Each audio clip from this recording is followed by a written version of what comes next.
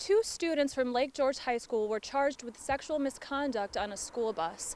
Now tonight is the first school board meeting since this incident, and we are hoping to hear from school board leaders on what the next steps may be to ensure the safety of students.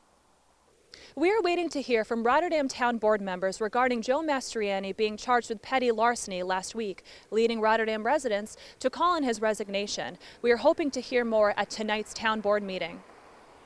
Nora and her owner were on their daily walk, and as they were going to cross this intersection right here, tragedy struck when a motorcyclist was going too fast and hit Nora, causing her to fly several feet across this road. And what makes it even worse is that the driver didn't even stop to help. The popular Ice Castles attraction is returning to Lake George, but with a twist.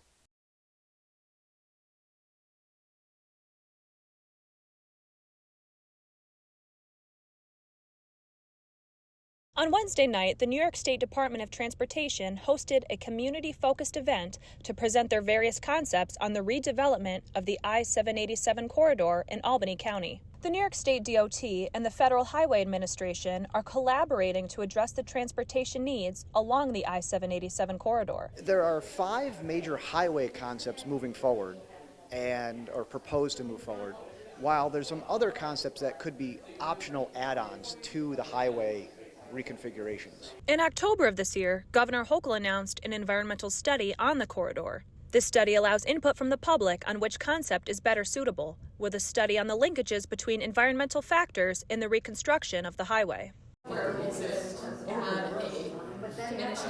Wednesday night's event allowed the public to listen and give feedback to the Reimagine I-787 study team on the DOT's draft report. The point of the Reimagine I-787 study is to get after community needs and how to best meet all of those needs, ranging from traffic to local downtown residents. This report gave emphasis on what each concept would look like, the natural and cultural resources within the planning and environmental linkages study, and environmental justices. Identifying where there may be wetlands or cultural resources that we want to understand their location and eventually mitigate any impacts to. The DOT's website gives insight on this study and shows the potential concepts for this plan. Comment period is open until December 1st, with a final report hoping to be published as early as next year. 6 years ago, Clifton Park resident Joe Dancy started collecting Halloween decorations to display in his front yard for the neighborhood to see. It started with like two monsters. Then each year we got more, and it just grew. Just like that, an annual tradition had begun. Dancy found even more ways to give the community a good scare, incorporating his spooky decorations with an interactive experience for guests who dare to enter.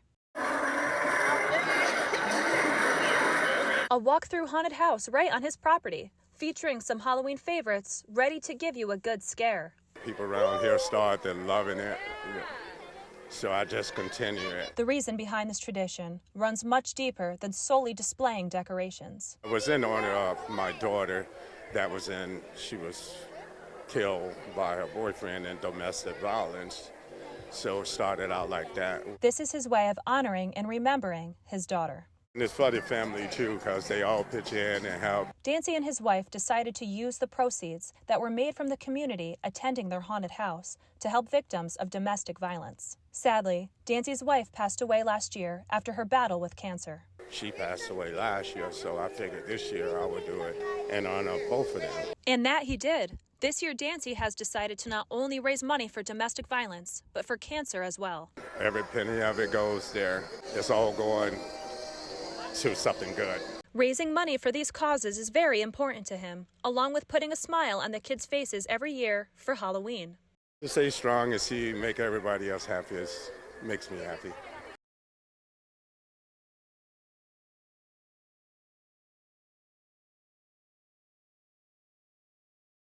Felicia Powers is speaking out after her daughter with special needs, Peyton Grignon, was physically assaulted on a first student bus back in January. Peyton, stop! Hit me!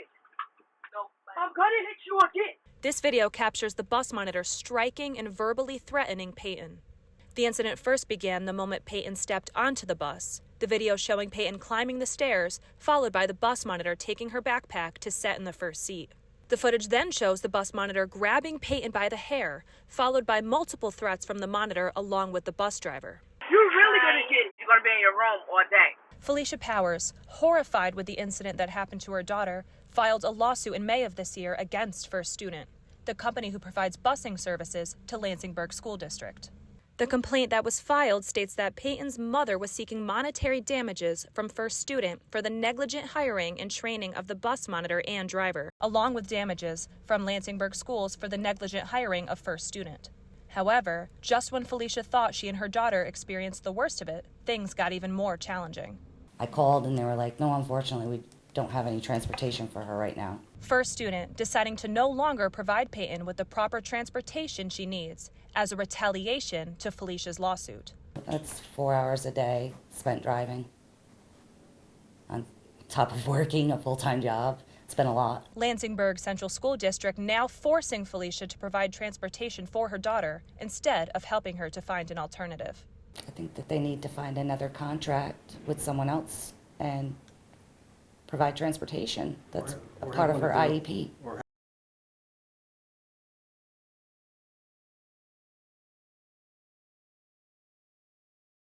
Kaylin Gillis. She was killed when the car she was riding in mistakenly drove up the wrong driveway. A tragedy grabbing the attention of the Capital Region and making national headlines. Tonight, CBS 6 photojournalist Laura Gemmett was in Schuylerville and gives us a look at the vigil held in Kaylin's honor. I love you, Kaylin. You were and are and always will be my best friend, my soul sister, and my heart. I hope to see you again soon someday. We want to celebrate. We are not going to be somber. We are going to celebrate this beautiful life. Best friend, Taiwan. Have her turn around. This is her hoodie. She loved drawing her boyfriend. She loved drawing herself. Anything to do with Disney. She has a whole book over there, and it's filled with all the Disney characters you could ask. You were meant to live beyond your short time here on Earth.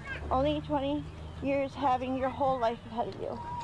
There are absolutely no words to describe the level of grief myself and my family have to work through. She knows that we think about her every day, and you know, she's with us all the time. At nighttime, you know, I'd get tired, I'd go up into my bedroom, I'd read a book, and without fail, when the night was done, she would come up the stairs, and I always knew that was Kaylin, to say goodnight. I'm only going to leave you with this from Lilo and Stitch. Ohana means family. Nobody gets left behind or forgotten. Friends too. So let Kaylin's legacy allow us to stick together. Ohana, Ohana.